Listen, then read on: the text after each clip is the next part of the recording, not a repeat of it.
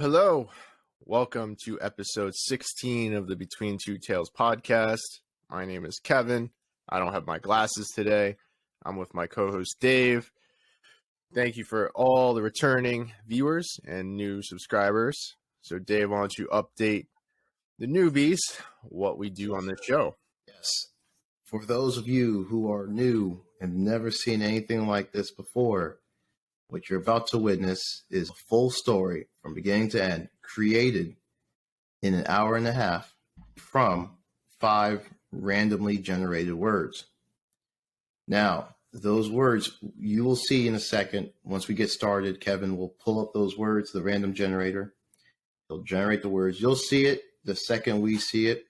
And at that point, the timer begins and we have to come up with some kind of story incorporating those words. It can be in the script-ish version. It can be a theme. It could be so many different ways of how we can use those words. And like I said, it's going to be, the words are randomly generated. The script is going to be the script. I don't know why I keep saying script, God. What's going on with me today? The story is going to be put together in the moment. And then at the end, we're going to have, as Kevin always says, our AI overlords.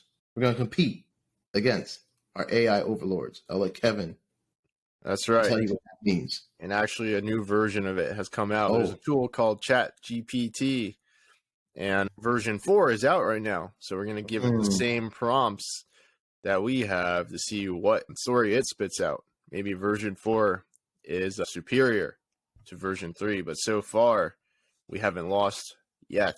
So I'm going to pull up these randomly generated words.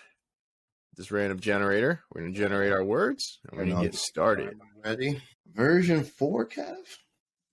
Version 4. Okay. We'll find out if we have a run for our money on this story. That's so right. will everyone watching. Version 4. Okay. That's right. All right. One spin. Timer has begun. Flavor favor. Got some rhymes. Flavor savor. And of course, we had flavor with chocolate.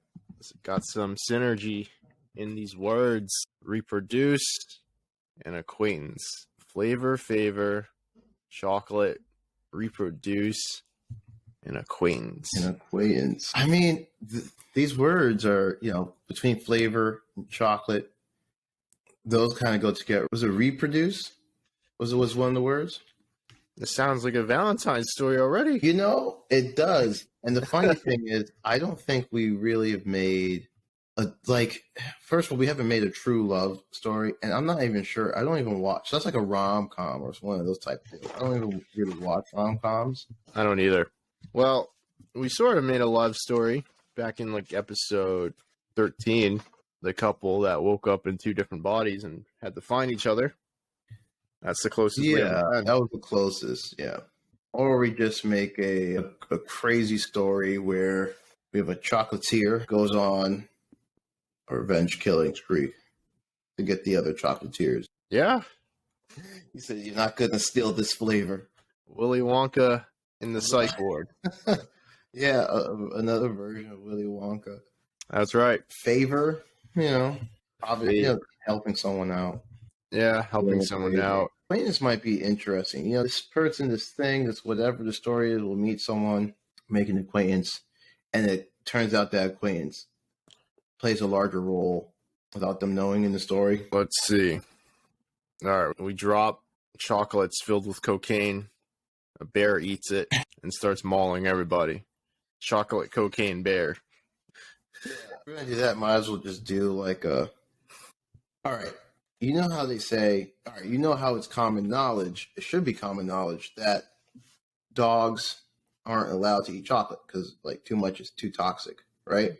Yeah.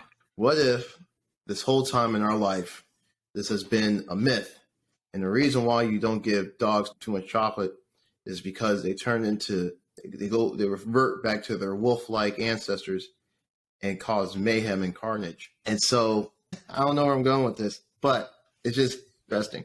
And so they start to reproduce, making more of these wolf babies instead of dogs. They're starting to go back to the wolves. Uh-huh. It's just an idea, and it's like man against dog. All right. I was thinking, what's that? What's that movie where like the gremlins or goblins, you can't feed them after a certain amount, a certain time period, or else they turn into some crazy things. Yeah, I vaguely remember that. So if you feed your dog this certain chocolate flavor of chocolate, it'll turn into a wolf demon and start terrorizing And neighborhood. it could, and it's nothing. It's as simple as a wolf demon dog named Kevin is going out terrorizing this poor neighborhood, and we're kind of making a thriller horror. It's like a thriller horror flick. It all takes place inside this dog hotel, this doggy hotel. Everyone's bringing, those giant doggy spas. Yeah.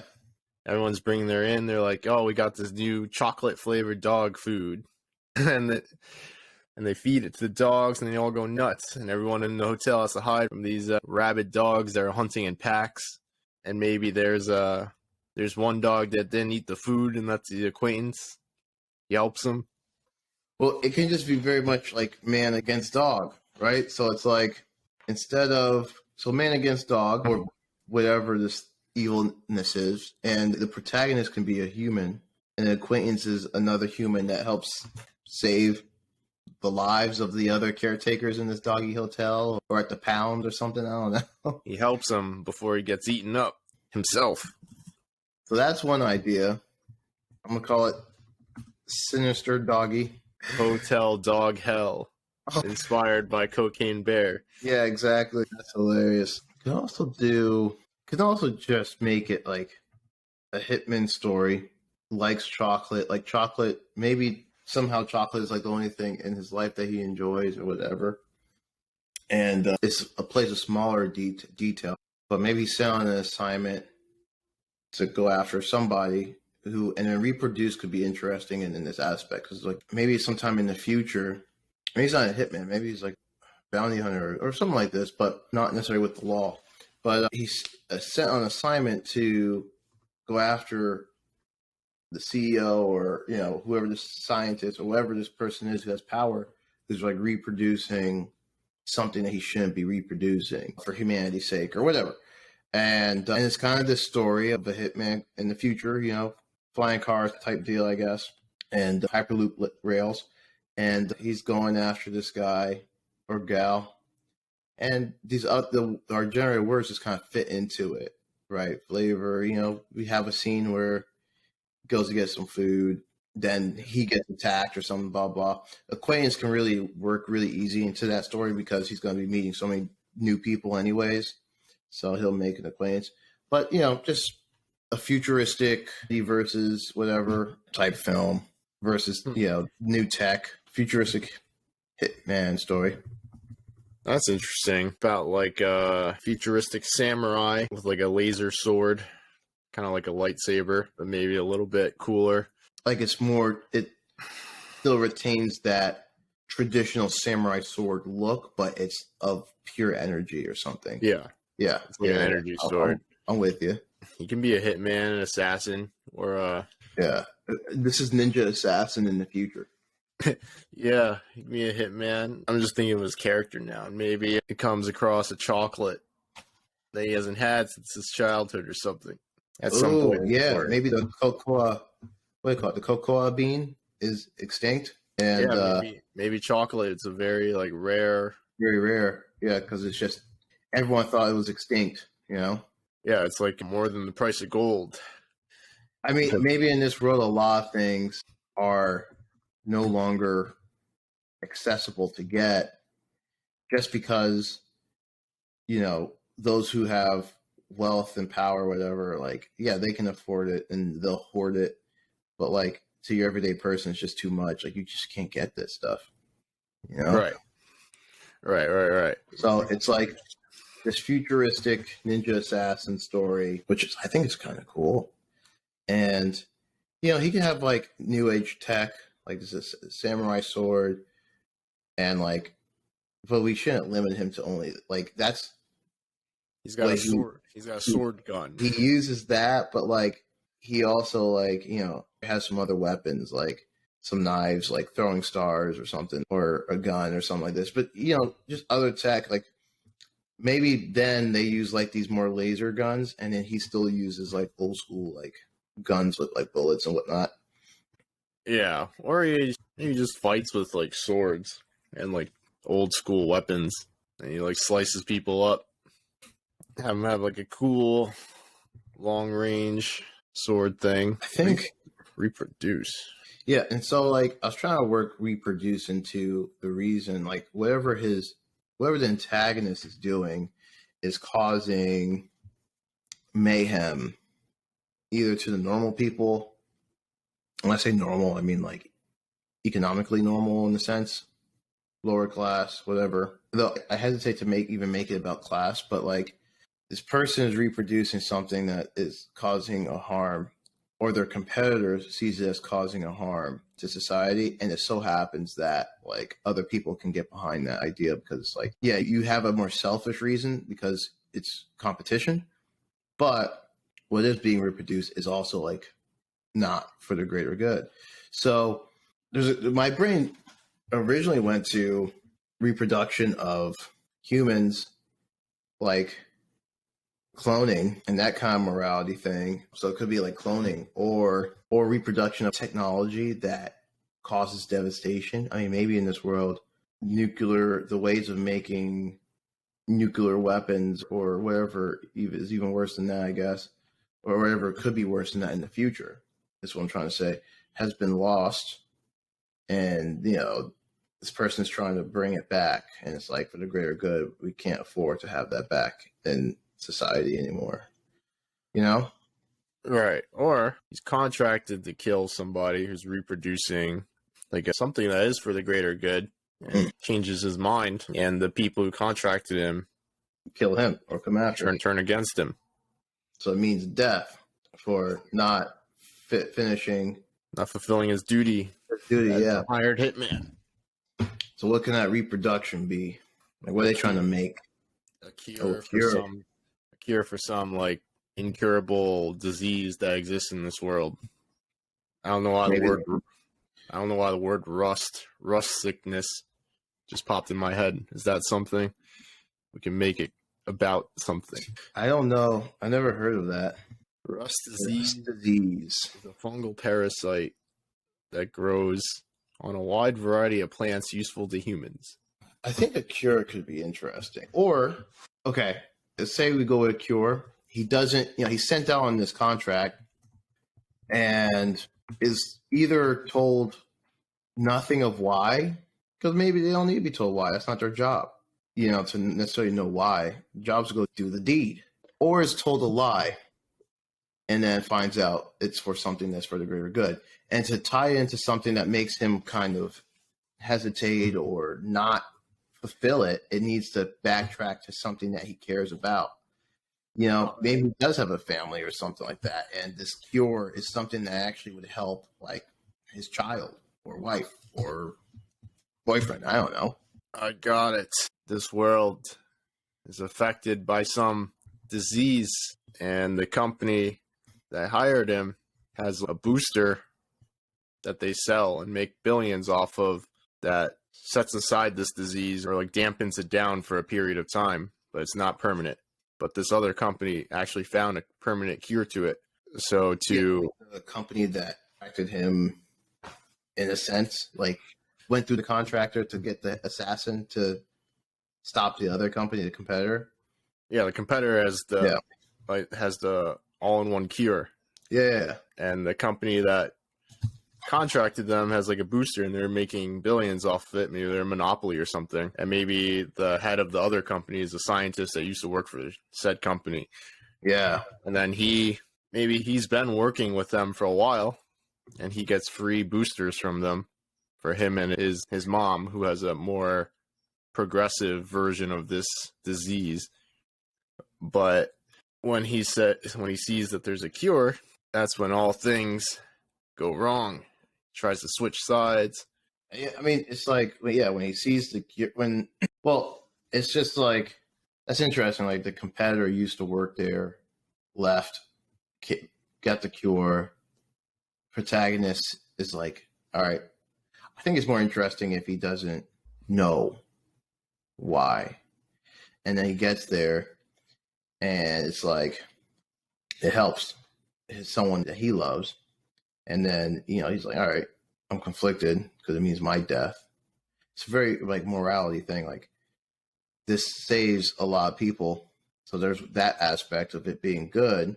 And also, it saves someone he loves. So is his life, this may end with our assassin getting killed, right? So it's like poetic. It's like, is the life of whoever he loves, would he willing to sacrifice his life for them, pretty much? Yeah, he's going to put on a good fight, but like, he understands that he's broken a rule that will send over not just one or two, but like multiple assassins who are highly skilled. Yeah. The scientist maybe used to be the business partner of this dude, and they split up, and the guy like remodeled or remade the formula to where it became like an actual cure instead of just a great thing. Yeah. So I think, there's also something that could be played with where he's trying to save the life of someone that he loves or whatever. And he's like, all right, if they can get this cure, then I can save their life. There might be something in there where it's like the assassins who come and get him leverage his relationship with whoever this person is as a way to get him, so like, it's one thing where they kidnap them to lure him out. There's three things on my mind. Like, one is they kidnap the person, lure him out, kill him. Kidnap the person, lure him out, kill both of them. Don't even kidnap the person, kill them.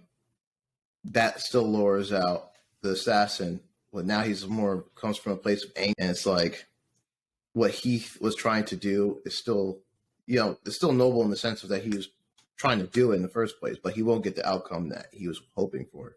And now it's like, he doesn't care about his life. Like, it's not like he doesn't care about his life, but it's like, it becomes just revenge, and the story is like that revenge arc of like trying to get to the people that, like, they're trying to get to him too, but like, he's even angrier than they are. And like, he's trying to really get to them. Oh, so you're saying he kills his target, but then finds out the No, truth? he doesn't. He decides not to because he's like, this could actually help someone I love, right? So he makes a decision. They come after him, but instead of like, he's hard to get to, right? It's like a ghost, but his loved one isn't as hard to get to. So they get to that person, and I'm saying the options are to kidnap, kidnap, and then it can go two ways where like he gets pulled out, lured out out of his hole, gets killed after a fight sequences, et cetera, gets killed or whatever. Like that, there's a whole gap between that, and then there's like they both get killed after he's trying to rescue them, and some back, like all this back and forth stuff. And then there's the other option, which is they don't do any of that. They just kill the person that he loves or has love for. And now it's like they still want him, but he wants them more. And like he just goes on this like rampage to try to kill as many folks as he can to get to like the head boss or like shut down this organization. And maybe he's successful. Maybe he died. I think it'd be interesting if he kills his target and then figures out in the final moments who he is and what exactly that guy's working on, and finds out that it's a cure. And then he's conflicted, and maybe he takes the formula for himself and he won't hand it over.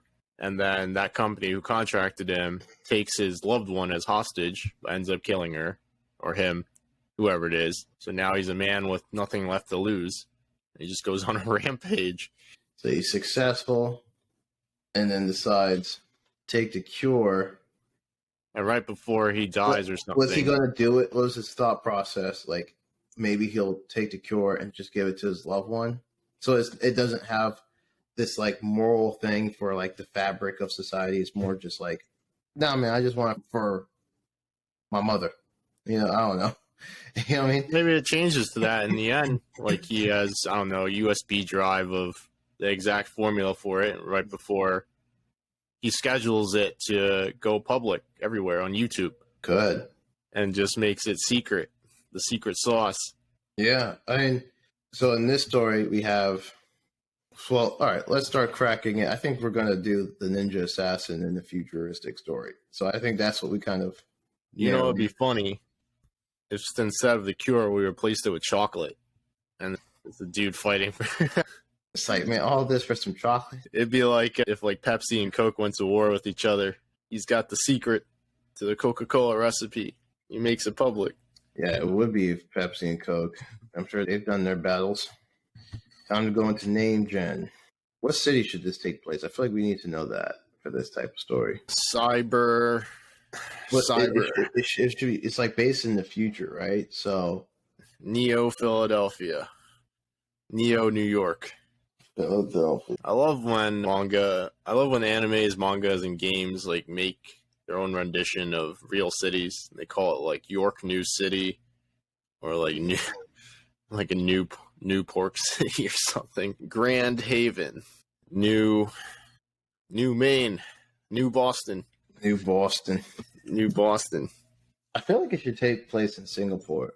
All right. Go Singapore. Because they already have, like, I was trying to remember who has, like, this very futuristic look.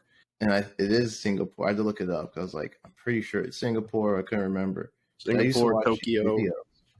Yeah, they incorporate, like, really, like, the way they incorporate, like, plant life is very, but yet with, like, the architecture and very futuristic buildings, I think is perhaps, like, very interesting the way they go about it. But, all right, we won't stick too long on it. So, let's see. So, Evil Dade Corp, they hire... Antagonist, Kevin, a villain. Evil Dave Corp, the name of the business that holds a monopoly over this immune booster for this incurable disease. They hire... Yeah, we got to get his name. So... we should give him like a nickname, an assassin name. I have a bottle of Sprite next to me, so they hire Sprite. They hire Sprite, yeah. To go after Goodman Kevin's company. Uh-huh. Because Goodman Kevin has the cure. Sure. If it had anything to do with you, they wouldn't have the cure. They'd have just the boosters. It wouldn't be that. You'll give them the placebo.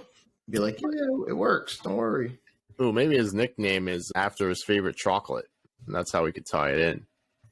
And then his little quirk is he eats his chocolate bar before he goes on a mission for like good luck. Yeah, it's just how he starts his mission. Bro, for whatever reason. No, it's not for whatever reason. It makes sense. But you can bring a samurai, right? And we have a whole bunch of that. I don't think I've ever watched the show. So for those watching, don't hate me. I think there was a video game and I played it a little bit, but what are you talking about? But I was like, yo, who is our protagonist? And I was like, yo, maybe it could be someone it could be like an Afro-Samurai. And I know that's a show. Yeah, that is a show. Yeah, we can make it a Black Samurai. You know? Yeah. So, hold on. His nickname is Reese's because he eats Reese's peanut butter cups before he goes off. So that means we have to go with Wu-Tang Clan name generator. Wu-Tang Clan. Gotta give him a name called Eddie, and then I'm gonna put it in the generator. So a Western name, I'm gonna throw in the Wu-Tang name generator and see what we get. Wesley Males. Wesley, I feel like Eddie. Feeling Eddie. Eddie something. Nestle. This whole thing's about chocolate. His nickname could be Mars.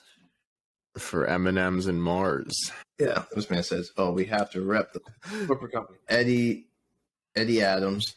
Eddie Adams. Yeah, I just want to get something quick for that part because I'm gonna put in the Wu-Tang name generator and just see what happens. All right. Woo me. The Wu-Tang. Oh, there we go. Great Superior. From this day forward, you'll be known as Great Superior. I need a different Wu-Tang name. Erratic Wanderer. Erratic Wanderer. Arrogant Ambassador. Erratic Wanderer. No, we should just give him a Japanese like name. Or maybe he has, it's like the reverse, right? He has his Western name, his American name, his born name, and then the name that he took on. Tabo Washi Mimi Zuku. Kaito Senso. It's a short, punchy name. Kaito Senso. Kaito. Or maybe he just goes by a nickname. What's ghost in Japanese? Hey, yeah. What is it? Oh, did you hear that? No, I didn't hear anything. No. Yeah, all right. Or Spectre. Bore. Bore. That Bore. is it Spectre? Yeah. Spectre Sword. That sounds pretty sweet.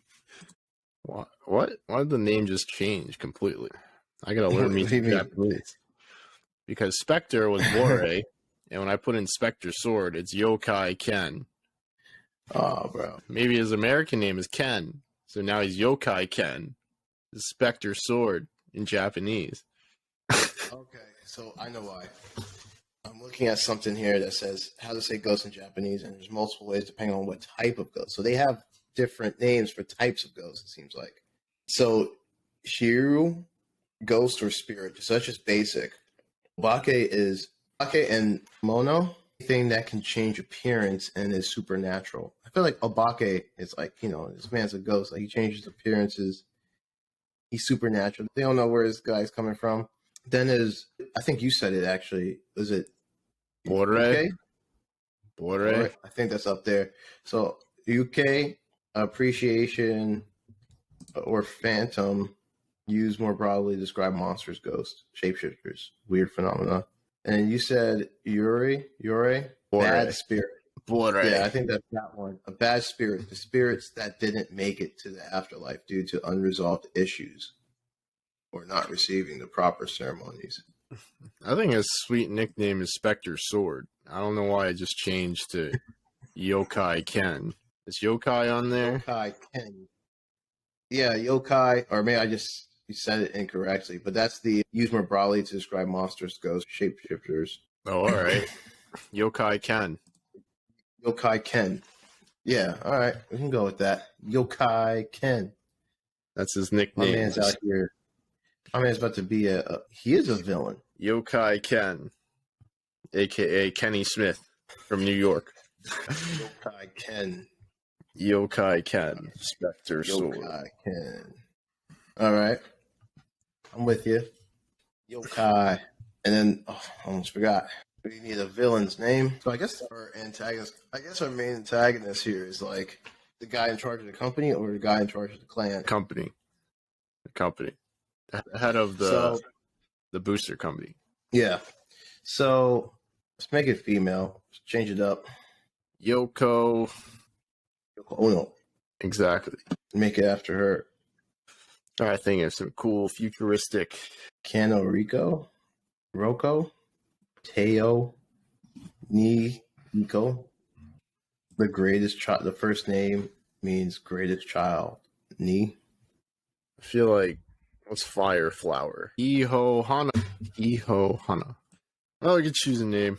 It's a random one. Or maybe we should choose like a rival, like another talented assassin that gets hired to kill Yoko Ken. Yeah, I think there will be like some other assassins' names that are like pretty prominent, but like his main beef is with this other person that tries to get him. Yeah. And like this doesn't end until that person stops. Kishi, Sawa. Yeah, we can go with that. Suzuki. That was an option here. Morikawa, Cherry Blossom. We can go with that. I think a good name for the rival assassin is Burning Flower. Moeru Hana. Yokai Ken versus Moeru Hana. Well, there's gonna be like multiple. I feel like there should be one prominent just one. There should be one prominent one and a bunch of henchmen that he just slices through. I almost thought of it like John Jason Wick? Bourne. No, like Jason Bourne. Maybe it's in John Wick. But in Jason Bourne, they kept calling these like top assassins and like some were better than others, but some of them were like each one on the rights were fierce. Yeah, that's the same thing in John Wick too. Yeah, they're all very talented. All right, we could have a bunch of them. Like, make this dude's life hell, pretty much. All right, so All right. So conflict, real quick, is our main conflict here is what we call him, yokai.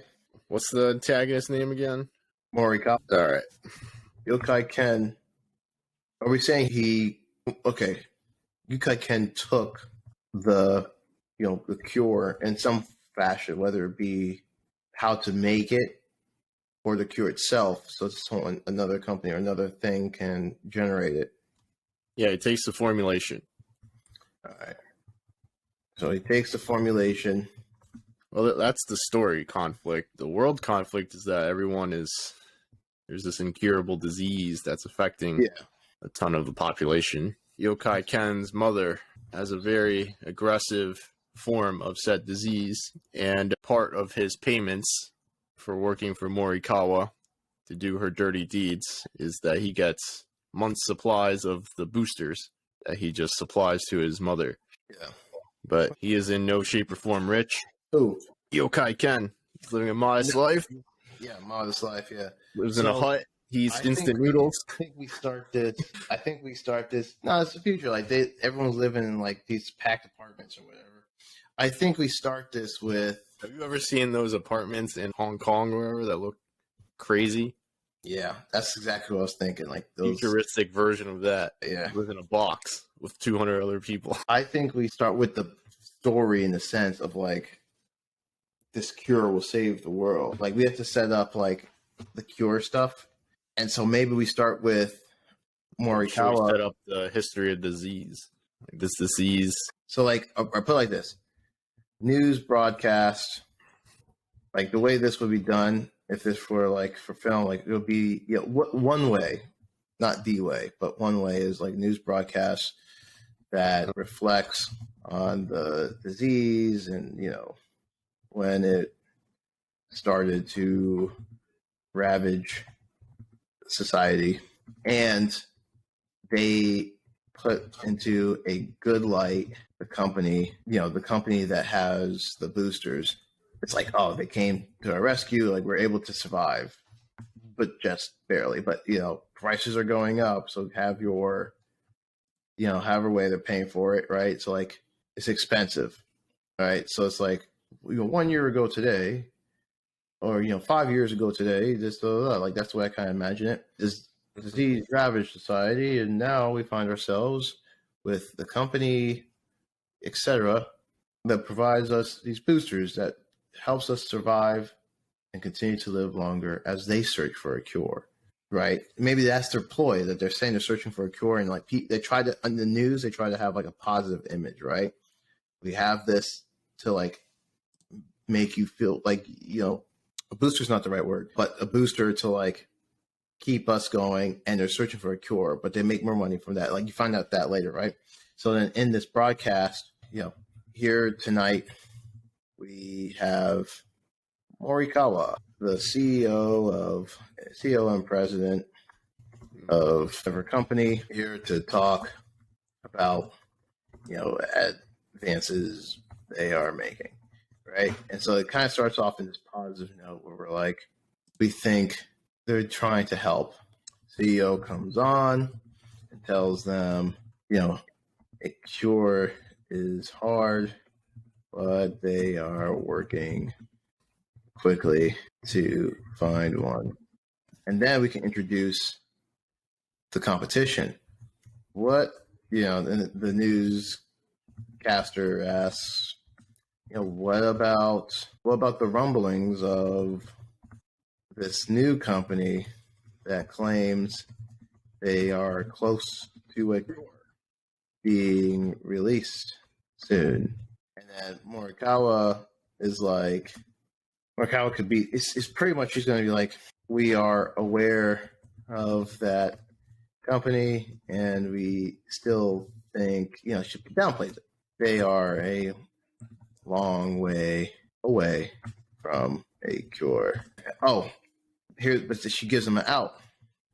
The newscaster says, is there a chance for the companies to work together?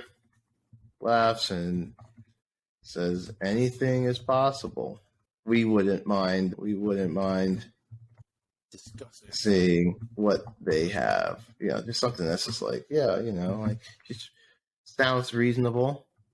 And then it's like, all right, now we jump to the boardroom. So at this point, we've set up who's the CEO of what companies are involved. I mean, we don't have company names, but so what? But like what companies are involved, who's the CEO of this company, and we get a sense of this disease, and we get a sense of like, well, we think we get a sense of their position, which makes it interesting when we do the reversal and they're like, oh no, they're evil. So then we should jump to like their boardroom meeting or some kind of discussion. And, she's upset that the newscaster asked her these certain questions, or she's like, this is how we're going to do it. Like, we need to put an end to that cure, right? So just for the sake of keeping it brief, all right, so we're now in the boardroom, and Morikawa tells her, VPs, etc., or just tells her execs they need to put an end to the cure from the competition. And then maybe someone suggests, someone brings up, they should buy out the guy, the CEO, who used to work for them. Morikawa says he will not, receive a dime kind of deal. His head should be on a pike. It's a very intense board meeting right here. But, we get a sense of her disdain for him or her. I don't know, whoever the hell it is. So she says he's not receive a dime. Head should be on a spike or a pike. And then, okay, a board member chirps up and says they should use someone from the Black Book. Morikawa replies, yeah, some way, some shape or form, do we want her to be like, the CEO to be like, nah, we're going to kill them? Or is that more private? It really depends on like how this company interacts with each other and like how they go about things. No, she should be pure evil and just say, do whatever you need. Or maybe to she just says, I have something in mind. And she's like, I got something in mind. And then we find out later. Yeah. And then she goes on her own to like set this thing up to attack. Like she does her own thing to basically get the assassin. Yeah. And then I just wrote out a scene that was in my head that could probably be the next scene after this board meeting is over. Yeah. So, all right. She says something she has in mind. The meeting is over. She returns to her office. And she dials a phone number. And makes a phone call. And this is where it cuts in. You hear ringing. Yokai. Huh? Yeah, no, I'm with you. You hear ringing. Yokai Ken is rubbing his eyes sleepily. Looks up. There's like a game screen in front of him because it's futuristic type stuff. Says, accept the call from Shonen, which I just looked up. It was merchant in Japanese. He says, yes, accept it. He's like, what is it? Shonen's like, we have a job. And it's very high paying. Are you in? He's like, what is the payment? He's like, 5,000 Neos and a 3-month supply of the immune booster. He's like, what is the target? Who's the target? And then a picture of the CEO of the competitor company pops up. And he's like, are you in? And he's like, yeah, I guess. And they end it right there. He sends over a digital contract. Mr. Yokai Ken signs it right there with his fingers on the screen. And that secures the deal. So he heads over to his kitchen, fires up his water boiler for his ramen noodle breakfast for himself and his mother. You see pictures of his mom.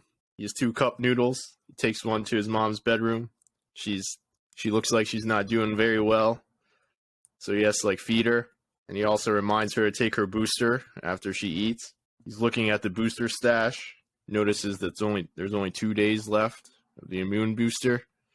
So, and that's as far as I got. That's pretty good. So they make a deal, does the rest of his morning routine, gets to the kitchen. We see pictures, etc. Family of his mom in better health, I would say. In better health. He takes, makes food, takes a noodle.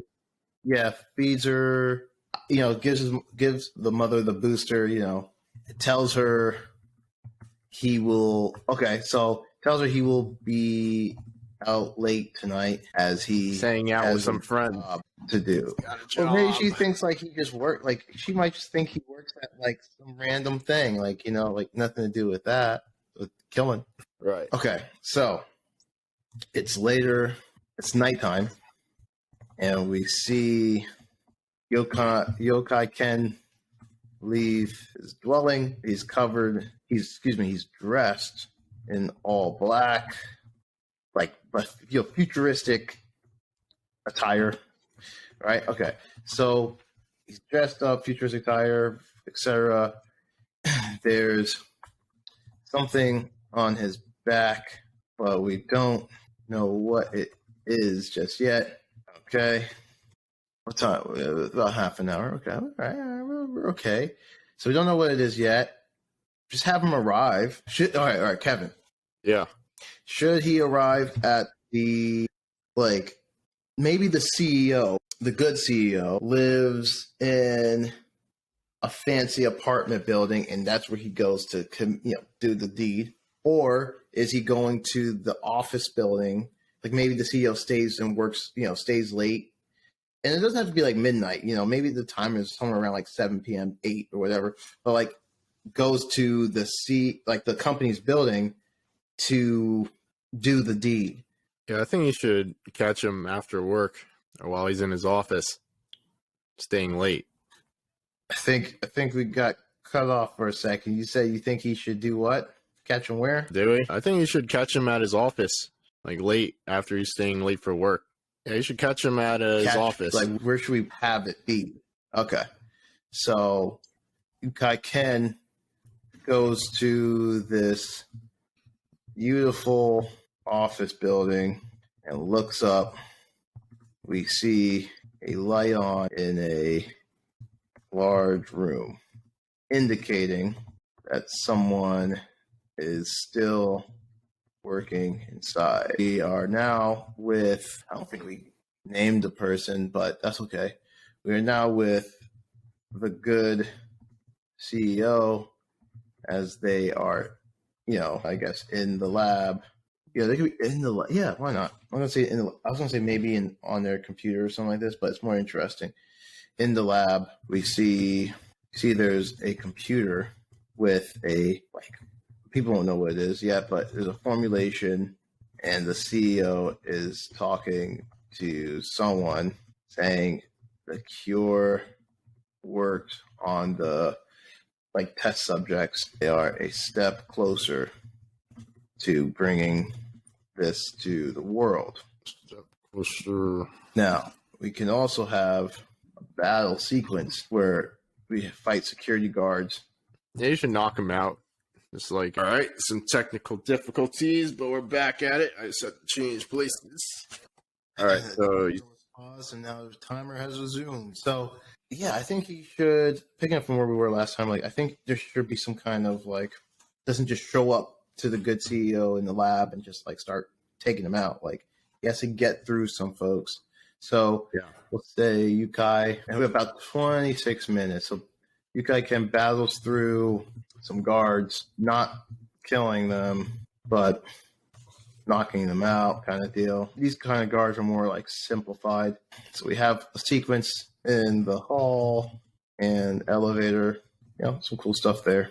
Yeah. So that cool stuff happens. Guy Ken gets, so now the good CEO is in his office uploading formulation files, either uploading or downloading them or just uploading them to the network drive or whatever.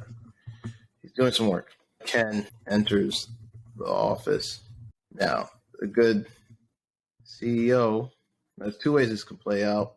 Well, there's multiple, but there's a more of a direct approach, and then there's a more hidden approach. If we do the hidden approach, my man's good, so you just come in and snipe him, more or less. But if we need to have a moment of talking, he can come in, full speed. The guy's like, what are you doing? And then stabs him or whatever. I was thinking about earlier the CEO of the bad company. I don't know if we have enough time for this, but she, on top of hiring Yokai Ken, she hired other assassins to go after the same dude, just to see like who gets to him first. And maybe Yokai Ken is overhearing like the conversation in the lab, and he's like at this point when he confronts the dude, he's like hesitating. He's like, "Is this really a cure for X disease?" And then that's when the dude gets dealt a fatal blow by one of the other assassins that were hired, and that becomes like But that doesn't become his problem, because instead of hesitating, it could be. So he hesitates. Okay, so he overhears a conversation as he's readying to kill the good CEO, but then he hears where what they are working on and how it's working, and decides to enter the office peacefully, in a sense. We have this little back and forth, right? The CEO asking, "Who are you?" etc. Yukai Ken asks if this breakthrough is real. Sensing danger and death, the CEO answers his questions. It's like, why would he answer questions? He's like, he knows this dude. Yeah. Take him out. He answers his questions. Yukai Ken is in shock. So, all right, I'm gonna pause here. So it's like he could be in shock, and then just to incorporate more from what you were saying, maybe they do something. Something's implied that he's not going to kill him, and then this other assassin literally like snipers him. I said snipes him. We're gonna actually use a sniper, like a red dot. You see a red dot. Boom, and then Yukai Ken steals the laptop. And he runs, right? He's booking it, and another sniper shot like misses, but like hits where he's like, you know what I mean? And he needs to. That needs to be his first escape / first fight. Gets out of the building, and then he gets attacked. There's a sniper, but there's like other assassins who are like, or at least one more who tries to like. You should get attacked by a bunch of bodyguards as first. So as like distractions, and while he's like getting through them, he's still getting sniped at. Yes, decides not to kill him, and they shake hands or something. Just something to imply like he's not going to go through with it. As this happens, obviously there's a lot more there. Like could be flashback sequences of his mom. Like there's a whole bunch of stuff there, emotional ties. But as this happens, a red dot is seen on the head of the CEO. And just like that, blasts through the window and hits the CEO in the square in the forehead. CEO's head explodes.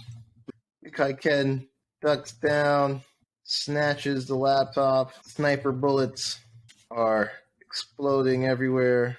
Or not everywhere, but you know what I mean. Like, it's trying to get him. Missing him just barely. Right. And gets out of the building to find the security of bodyguards, not even bodyguards, of gang loads of like, who are these people? They're just building security with tasered, what's that club? Well, okay, so the building itself has stuff, and he got through them, and I'm like, now it's the organization that contracted different people, right? So it's like, you have the dude or the person who's sniping at him, and then you also have maybe like an on-the-ground assassin, but he's accompanied by like not so good assassins. Like they're like okay, like newbies almost. Yeah, they're like henchmen. They're trying to tune them up. They're like henchmen. They're like goons. A gang of henchmen chasing him as he runs out into the open. A bullet graces his hair, gives him a haircut. That was close. He turns down an alley and finds one lone assassin. We don't know it yet, but it's going to be the henchmen block his exit from behind. So the only thing to do is go forward. Would you say ventures into an alley? Yeah. Alley. What's a dead end? It's not even a dead end. So imagine it's like an alley where you can see the other side, but then there's just like one dude just standing there. Oh, okay. And then so he gets like halfway down this alley, and then this person turns the corner on the end, like his exit, and it's just like one assassin just standing there, like you know what's coming. And then behind him, the henchmen kind of bottleneck into the alley. They can see it too, and they're not necessarily attacking yet. Like they're like, you can't escape now. You know what I mean?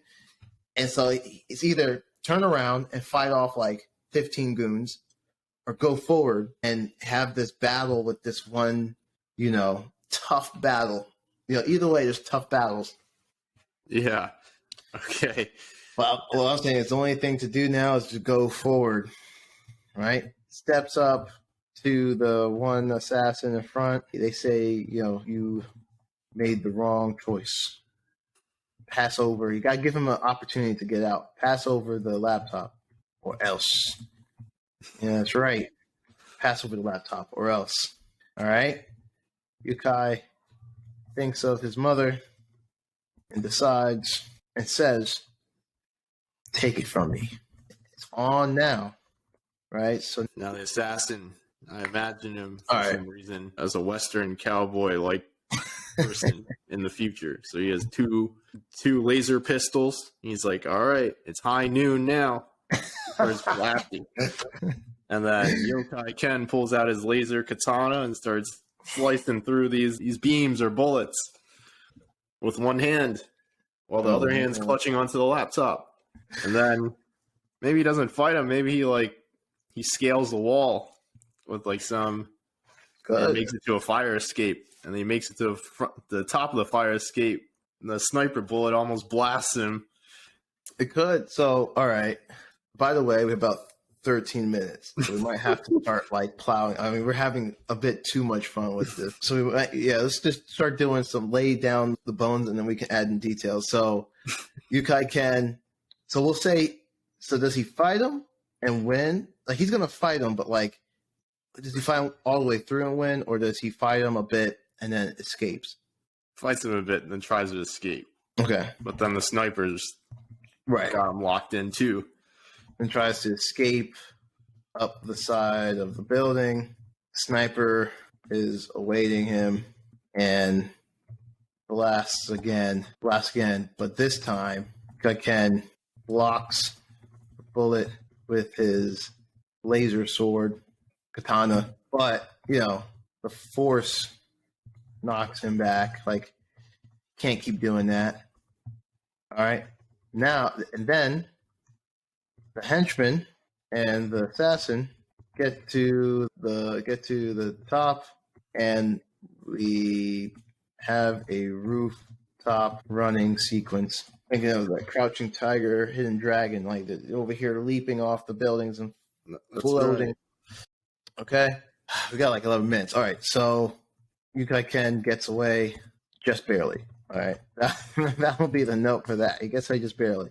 Now, where does he go? Or we just go, or we might have it this is more actiony. So maybe he gets home, finds a note with a dagger in it, and it's just we took your mother. Meet us at, keep the action going. Yeah. Okay, he gets home, calls out to mother. No reply. Okay. Finds note to meet up for an exchange. Okay. All right. We got 10 minutes. I didn't think we'll find ourselves under the gun here. Meet up for exchange.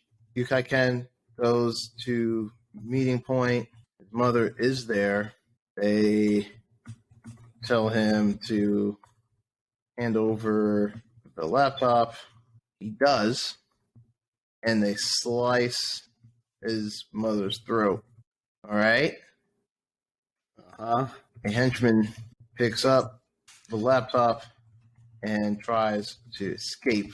All right? Okay. Yukai Ken fights them all, sword fights. Yeah. Gets to his mother, cries or whatever. realizes they still have the laptop. He finds the henchman alone and decapitates him. Okay? Yeah. Now, Ken wants, oh God, we got 8 minutes, 30 seconds, wants revenge for his mother's death. So he heads straight to the evil CEO's building and starts fighting through the entire building. Yeah. And then on the top, revenge and to release the formulation. All right. So now we're gonna add in. He gets to the building. All right, keep going. He starts fighting through the building, and then on the top floor, and I mean some fight. Like this is a massive fight. Yeah, each floor he's fighting, and then on the top floor is like the final boss. Yeah. It's the evil CEO sitting in her desk, and then the 2 other assassins that tried to kill him earlier are there, and they're about to team up on him. Should the evil CEO be very good at fighting too, or the 2 assassins are just protecting? The 2 assassins are just protecting him. Okay, so because he's a lowly assassin, right? He's not like someone with a big name in the beginning. He's kind of a low level guy. So she don't know. Well, they thought that he could handle it. I guess also killing a scientist isn't super you know what I mean? You don't have to be a high level assassin to do that. Yeah. The 2 assassins from step in. So it's the CEO's at the desk. They have a conversation or whatever. Not a sit down conversation, but a little back and forth. He's standing there with a sword out, ready to take off her head. And then the 2 assassins step in. Or 2 assassins from before step in. And then a fight. And then we have about 6 minutes and 30 seconds. So let's actually elaborate a little bit on this fight sequence. I think the CEO should escape somehow. There's a part 2 to this story. As the 2 assassins step in, she presses a button on her desk, and in her chair, it just goes down into the floor like an elevator. Escapes with a press of a button. The evil CEO escapes with a press of a button. The assassins begin to circle Ken. And an epic battle ensues within this office. One of them comes in with a spear. A spear? Yeah, a spear with a energized tip. The battle begins. The end of this battle, Ken is in bad shape, but still has business to attend to. The evil CEO is driving away, thinking they are home free, and all of a sudden, they hear a thump on the roof of her car. See an energy sword slicing through the roof. Yes. She hears a thump on the on the roof, and a sword sliced through the top, and then it stands over and says, "You thought this was finished," and then just decapitates her right there as her hands are still on the wheel. She should be in a self-driving car. So she should be in a self-driving car where it's kind of like a limo, and she's in the back. Okay, yeah. He's slicing through. He sits down. He looks around. He helps himself to a drink. Yeah. Then before she says anything, he shoots her in the kneecap once. He's like, "I didn't say you could. I'm asking the questions here." Pours a drink. Evil CEO says something about she will kill him. Or she'll give him anything he wants. Money, lifetime supply of boosters. Yeah. About how she can give him anything he wants. And he says, "I just want your blood." He has a blank check. Ken replies. It would be something cool like you can't cash it. You know what I mean? Or something that's it's not enough. Replies, "You can't cash what I want." Something like that. And slices her head right off. Clean off. Limo driver. Well, self-driving car, right? Yeah, or a robot. Guy jumps out of the car and walks down the street. We fade to black. And then we see a news flash. He's like, the public formulation has been uploaded. And it's okay. Okay, we end the way we began. I like that callback. We began with the newscaster speaking on how there's... She's like reporting the CEO's death, and then she's like, but yeah, the formulation has been released to the public on the internet. Yeah, has been released to the internet. The world is grateful to the anonymous uploader. The end. With 15 seconds on the clock. I won't count down from 10, but we're at 5, 2, 1. Timer has gone on. Man, oh man. Man, I was just throwing things together on this outline, but this is a pretty... I think we ended up making a pretty straightforward story. However, it does, like, with some more originality and thought, it could really be developed into something pretty cool. I think so. I was getting like Tarantino type vibes. He's just like going through like fighting. The like, outline is very much so just like, here's what kind of needs to happen. And then with pulling in some of the themes around morality, around love to his mother and so on, and there could really be some depth. And then like we made our action sequences back to back and quick, but there could be more moments of like slowness where it's not like, time to build a plan, time to, with the details of the story, be able to build a plan and then act on that plan. And him just walking into that, trying to get his mother back, just walking into it in the smartest way, but like, get the point. Yeah. No. That was pretty fun. That was fun. I think we should read it now. And I think I can knock out, I think in the beginning, if you do the news flash and you knock out reproduce, I can knock out the rest of the words after the board meeting up to when he gets home, and then you can end it. Gotcha. Yeah. And I think, okay. So we'll go to board meeting. So you want to do at home, right? Yeah, from home to when he returns home, basically. At the end, when he finds a ransom note, and then you can end it from. You can ransom note. Right. Let me just find that. Right, so we have that fight sequence. Gets home. All right. So I'll start from the news flash. He gets home. But just to recap for everyone, our 5 words were chocolate, flavor, favor, reproduce, and acquaintance. Yeah. All right. Here we go. Let's go. We begin our story with the newscast. Scratch that part, Kev. Here we go. We begin our story with the newscast, speaking on this disease that has ravaged society as we know it. Not just one country, but countries. Because of this, a company has been able to build boosters to help bring up everyone's immune system to fight off this disease, but only temporarily. The newscaster brings on Morikawa, the CEO of Evil Corp, to come on and speak to what they've been working on. As they talk and discuss about the advances they're making in the boosters, being able to help people stay better a little bit longer, they still think making a CEO is very difficult, but they are committed to making one happen, and they are committed to the people, as they are as they claim to be the furthest along in the world when it comes to fighting this disease and giving people a sense of normalcy in their life. The newscaster asked, well, we're starting to hear about a new company into this fold that claims they are closer than you are in coming to a cure. What do you have to say about that? Morikawa says she's aware of that company, and there's actually someone that used to work for their company.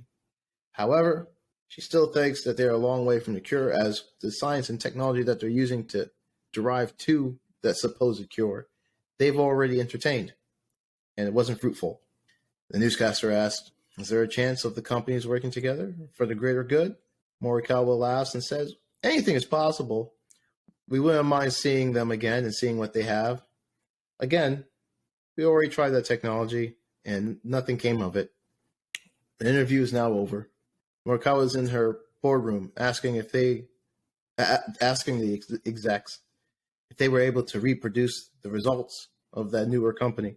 They said that they have failed to get anywhere close to the advances that they're having. Mark tells the company that their whole plan hinges on not being able to cure the population. They make more money by being able to provide a medication instead of a cure. What are they to do about their competition? Someone brings up that the CEO could try to buy them out, take over the tech, and never release their findings. Morikawa tells that exec that the CEO for this new company will never, ever receive a dime from them, as it still pains them that they left their company to start a cure, knowing it would hurt their bottom line. If anything, they should take his head, put it on a spike. The execs look at each other, hushed tones and voices. Morikawa says, however, they are better than that, and they'll find out what other options they have. But for now, they can end the meeting, and she has some thinking to do. Morikawa goes back to her office. She's sitting at her desk. We see her pull out a phone and open a small black book. She rifles through the pages. She finds a number. To who, we have no clue. She dials out the number. The phone begins to ring. She puts the phone up to her ear, and we cut to Yokai Ken, translated in English, Spectre Swords, bedroom. It's dark. A bright blue cyan screen illuminates his face. He wakes up sleepily, and it says, accept the call from Shonin. And he says, accept. Shonin pops up on the screen with a mask and says, we have a job. And it's very high paying. Yokai Ken asks, what's the payment? Shonin says, 5,000 Neos and a 3-month supply of the immune booster. Yokai Ken said, who's the target? A picture of the face of the good CEO pops up on the screen. Shonin asks once again, are you in? Yokai Ken thinks about it and then says he accepts. A digital contract is then shown on this screen in front of Yokai Ken. He uses his finger and in the air just signs his name, making it official.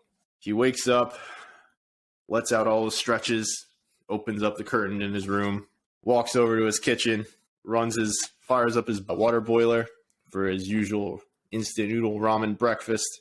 He opens up 2 cups of cup noodles, pours the boiling hot water in each, one for himself and one for his mother. As you pan around the room in the kitchen, you see him, Yokai Ken, with his mother. When she was in better health, she looks in good spirits. He takes one of the cup noodles and heads over to a bedroom. There, you see his mother laying in bed, breathing heavily, not doing well. She says good morning to him in a very low voice. He sits down on her bed, pats her on the head, and says, you have to eat so you can get better. So he starts feeding her the cup noodles. After she's finished, he administers one of the immune boosters to her. He looks inside the box where the immune boosters are and sees that there's only 2 days left. So he knows it's time to get to work.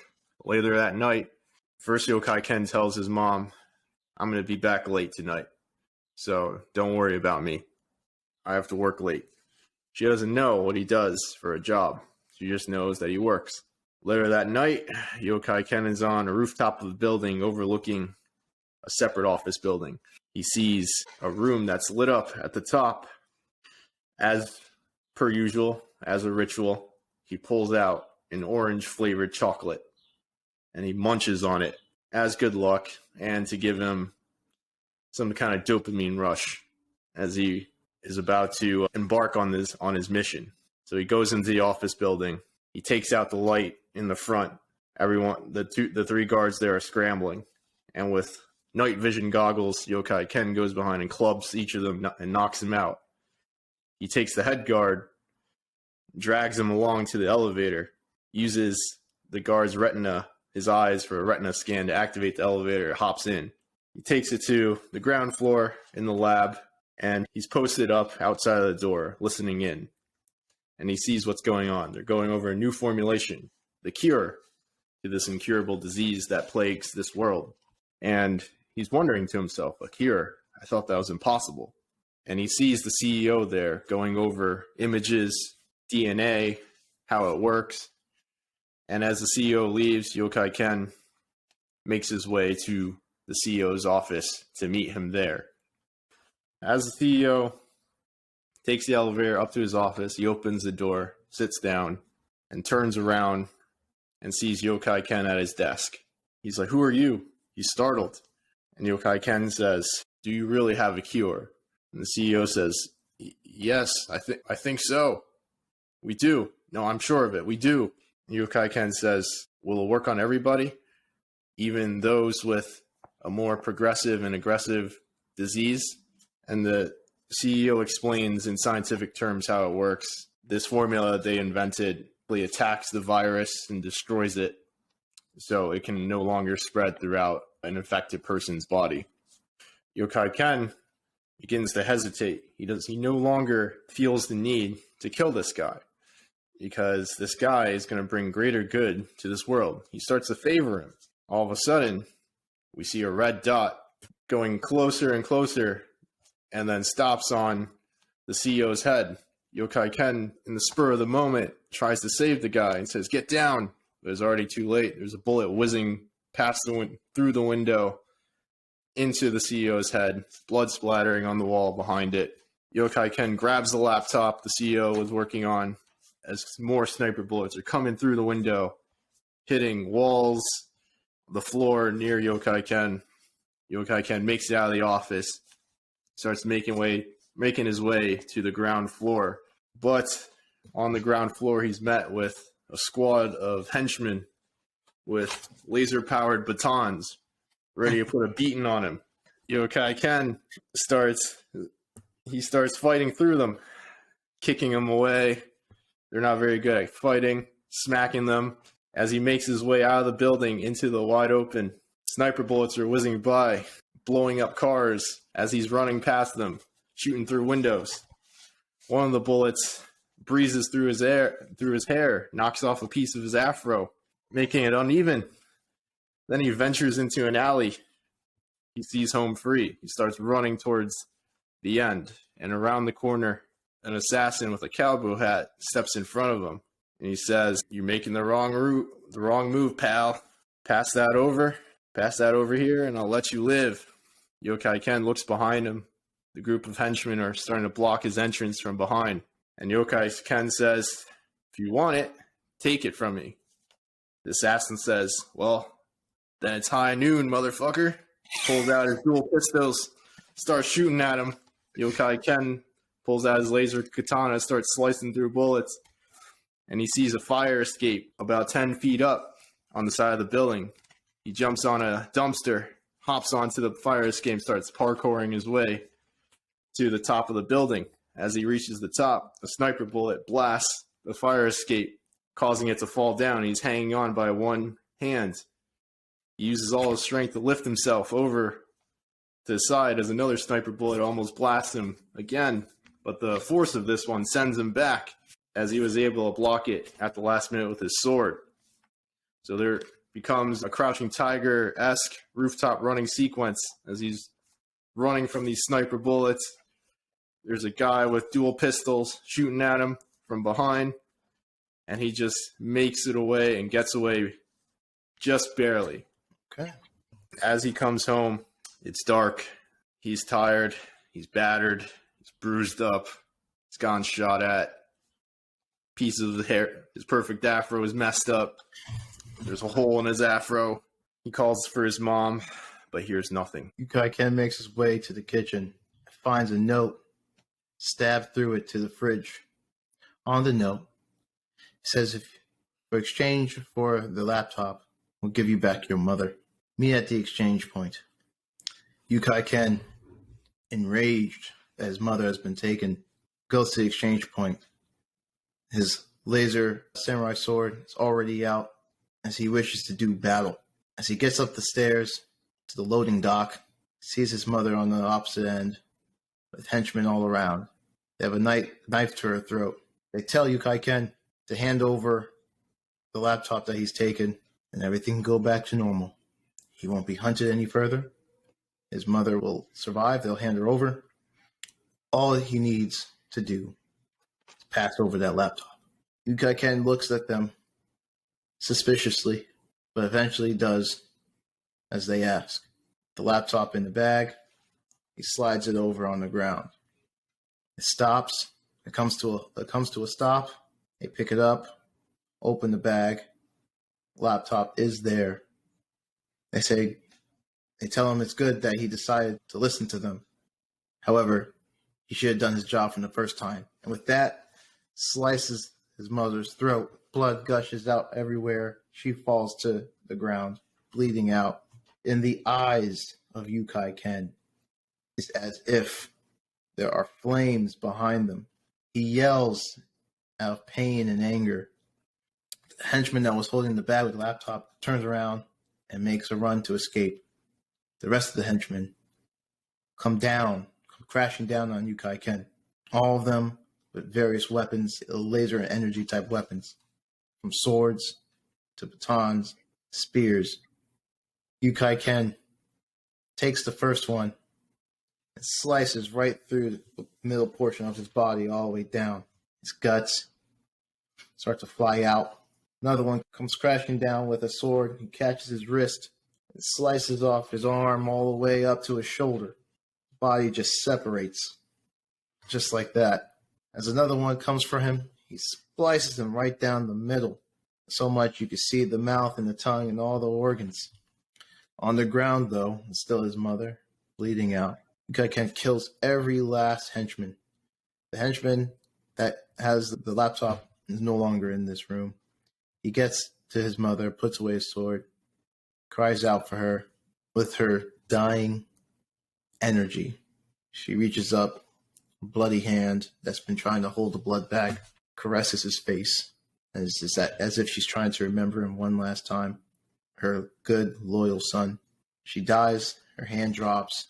Yukai Ken, in his sadness and depressed state, also remembers the laptop is gone, and he will not allow the company, to continue to have the information. He gets up, promises his mother he will be back in order to give her a proper burial, and leaves. Catches the henchman trying to make his way down the street, and with one swift swipe of his laser samurai sword, cleans his head right off his shoulders, picks up the bag. But at this point, the laptop is not enough. He knows that he must use this formulation and release it to the world, but it will not be enough to revenge his mother. He also knows that since he still has the laptop, they will come back for him. So he must do what he needs to do now. Yukai Ken gets to the building of the CEO that contracted him. He stands out front. The rain begins to pour. He pulls out another little orange chocolate bar, and eats it, enjoying the flavor as it may be his last day on Earth. At this point, Yukai Ken doesn't care to be subtle or discreet. He kicks open the front doors. The security desk people say, "Hey, who are you? What are you doing here?" They get to him, gut punches them, drops both of them to the ground. They're not strong enough for his blade, so he won't even unsheath it for them. Yukai Ken presses the button for the elevator, but nothing is happening. It won't work. Someone has stopped the power to the elevators. Yukai Ken opens up the stairway and begins to walk up the stairway as one henchman comes down on him, trying to stab him. Yukai Ken disposes this man in the most brutal fashion you've ever seen, slicing him up in 10 different pieces. His bloodlust is building. He gets to the first floor, finds 10 henchmen there awaiting him, kills them all. The CEO is not on this floor. He works his way up, the second, the third, leaving dead bodies and body parts on each floor for someone else to clean up. Finally, Yukai Ken gets to the 8th floor, kicks open the door, and to his chest plunges a knife. He retaliates, takes off the arm, and leaves the knife in his chest in order to not pull it out and begin to bleed. He steps into the floor, and unlike all the other floors that are more regular desks or labs, this one's different. You can tell it's for executives. You see the placard outside in the door that has the CEO's name. Yukai Ken kicks open that door, and in the middle of the room is the CEO at her desk. He has his sword out, ready to take off her head. She tells him it's nice to finally meet his acquaintance. She's been hearing that she's been giving him all sorts of hell all evening. And for what? This one laptop, the cure? She could have given him medication to keep his mother alive until her natural dying days, but he decided not to follow through on his task. What is she supposed to do? What would he do? Didn't follow instructions. His mother's death is on his hands, not hers. Yukai Ken, fed up with her nonsense, charges her. Just as he's about to reach, the sword comes flying in from the side towards his face. He blocks it, jumps back. The two assassins from before, the Texan and the sniper, are in the room, but now the sniper has a long spear with an energy blade at the end. One swipe of this thing and you're done. The sniper tells him, "It's nice to see you again, boy." While at the same time, the Texan tells him, "It's nice to see you again, boy." The sniper looks at him and says, "We finally meet in person instead of a long distance." CEO presses a button, and just like that, the floor drops. She escapes. Assassins begin to encircle Yukai Ken. You feel the build-up. You feel the tension. You feel the energy rise. Who's going to do the first strike? They circle Yukai Ken, waiting. The sniperman goes in for the spear, gets blocked. The battle begins. Yukai Ken is blocking, ducking, slicing. Then the Texan cuts him deeply into his chest, almost taken off his arm, but somehow it's still attached. This fight has now taken on a new meaning. The assassin with the spear lunges forward and gets a good, clean cut down on his thigh. Now Yukai Ken is slowing down. He retaliates, chops off the hand of the assassin with the spear. Now they have to wield this thing with one hand. The Texan brings out something that he hasn't used, a long cowboy whip, whips him, tries to pull Yukai Ken. Yukai Ken grabs the whip, yanks the whip towards him, and with one swipe, slices right through the cowboy. Cowboy lays on the ground. His cowboy hat falls off. He's toast. The spearman tries to wield a spear with one hand, slicing and stabbing. Yukai Ken cuts the spear in half with his sword. The assassin looks at the tip, shocked that this could even happen. And as they do, Yukai Ken plunges his katana straight through their heart. It's a slow, painful death. Pushes it in, rips it out from the side. Gruesome. Person falls. Organs begin to pop out. Now, he has to still attend to the CEO. The CEO's in their fancy car driving away. It's like a limousine that can self-drive.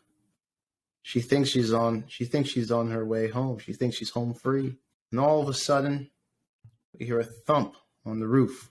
The CEO almost spills her champagne. Then the laser sword katana comes right through the roof, rips it clean open like something from the Hulk. The roof is pulled apart from where it was cut. Yukai Ken stands there in the rain on top of this limo roof and shouts down to her, "You thought this was finished?" He drops into the CEO, drops into the limo, takes a seat across from the CEO, pours himself a drink of her champagne. The CEO says, "Listen, I can give you anything you want. Any favor you ask for, it's yours. You want a blank check? You have it. The things we do are more important than one person's death. We're providing a cure, we're providing medication for the whole world to continue to survive. If you kill me, not only will you stop medication, but you'll have no chance of getting out the cure." Yukai Ken takes it in. and then replies, I'll release the cure, the formulation to the world. Someone will finish what was started. And with that, plunges his sword straight through her body, killing her. Jumps out of the car, walks down the street, covered in blood, beaten up, stabbed. A knife is still plunged into the side of his body. We fade to black, maybe thinking he has died. As that happens, they come back alive again, and the newscaster from before is on. This just in. CEO of Evil Corp has been found dead in their self-drive limousine. We are unsure of who committed this crime at the time, but police are looking into the matter, and we'll have an update for you shortly. We also would like to report that in some miraculous way, the cure for the formulation of this terrible disease that has ravaged our world and our societies has been released to the internet. CEOs from all over the world working on a cure said this has been one of the best things to ever happen in this year and gives hope to a brighter future. With that, the newscast ends and we end our story. There we go. Oh, that's a fun one. That was a fun one. Oh, that's like a straight up action fighting. There's just nothing but just pure death in this story. That's right. Retaliation, death, and revenge. But no, that was fun. Again, I think with some more work, we can get very interesting with some imagination on like how we go about knocking people off, so to speak. Some people deserve worse than others, but that was super good. Yeah, no, that was a fun one. It was like reminded me of this movie I watched a while ago called, I think it was Bullet Train. I think it's Tarantino. Yeah. But it's literally like they were just fighting on this train against other killers the whole entire time. Yeah, I've heard of it. I have to watch it though. But all right, let's see. Yeah. It's time to see what they comes up with. He says version 4. Oh, that's right. It says it. Yeah. Okay. GPT-4. Can you come up with a story using the words chocolate flavor, reproduce, and acquaintance as words or themes in the story? Make it about a futuristic assassin who's fighting for a cure for an incurable disease. I think that's a good enough prompt. Let's see what we got here. Titled The Bittersweet Contract. In the year 2187, the world was afflicted by a devastating, incurable disease called Nocere 9. Ravaged the earth, turning cities into ghost towns and civilizations into memories. While the wealthy lived in protected sanctuaries, the rest of the humanity suffered in the disease's cruel grasp. Amidst this chaos, a highly skilled and enigmatic assassin named Zara navigated the desolated landscape. Her missions were simple: eliminate those who sought to exploit the disease for personal gain.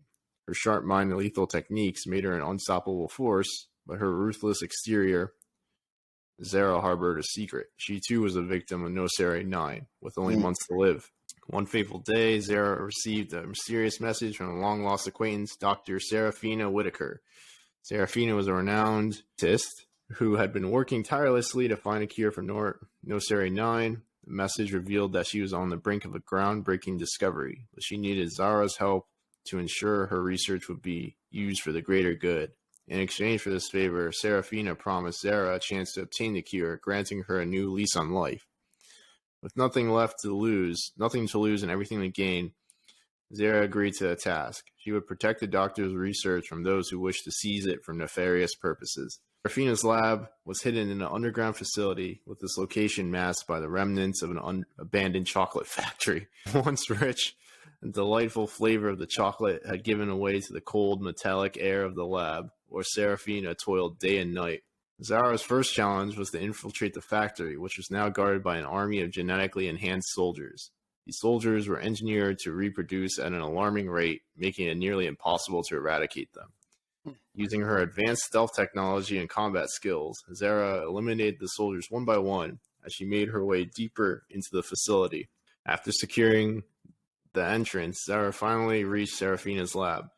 The doctor was a sight to behold, her eyes wary yet determined as she continued to work.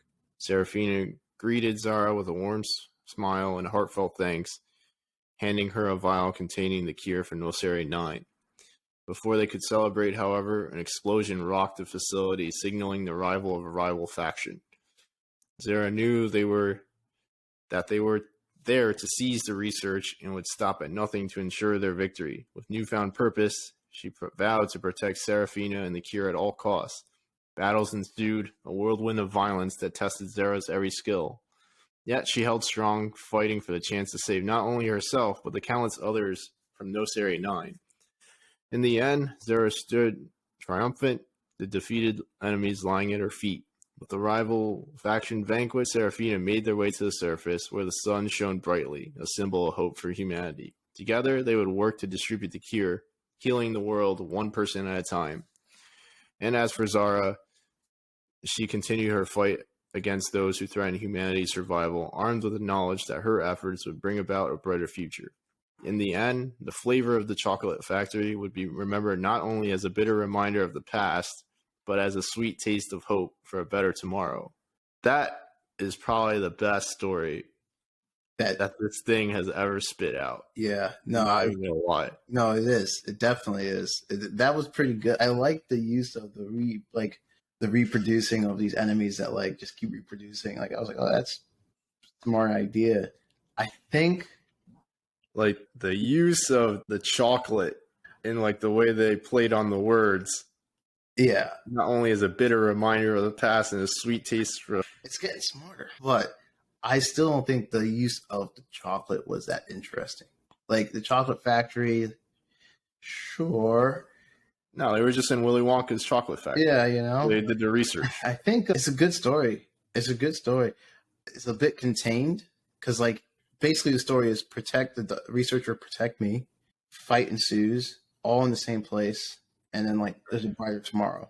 So it's like a very simplistic story and contained. I think it's a very good, the logic follows through way better than any story that is ever spat out. But not that the other better than version 3. Yeah, the other ones weren't like necessarily illogical, but like this one feels more whole. It's just super contained. Like imagine, like it doesn't think or imagine like it can go outside the walls of just okay, we get to this one place, fight ensues here, and then like you win. It's like give us a journey.